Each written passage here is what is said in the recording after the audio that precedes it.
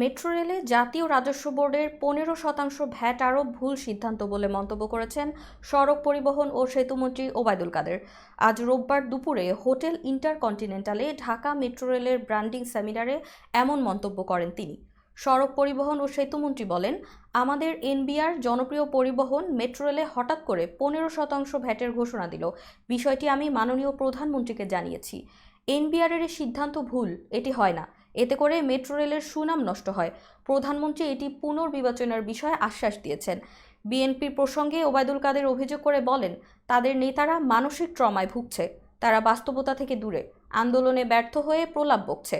Branding সেমিনারে অতিথিদের আমন্ত্রণ নিয়ে সমালোচনা করে ওবায়দুল কাদের বলেন, সামনে যারা বসে আছেন তারা বেশিরভাগই আমাদের মন্ত্রণালয়ের কর্মকর্তা, কিন্তু যাদের কাছে ব্র্যান্ডিংয়ের দরকার তারা নেই। 3 লাখ যাত্রী প্রতিদিন উত্তরা থেকে মতিঝিল আসছেন, মতিঝিল থেকে উত্তরা যাচ্ছেন। এখানে তাদের কাউকে রাখা দরকার ছিল।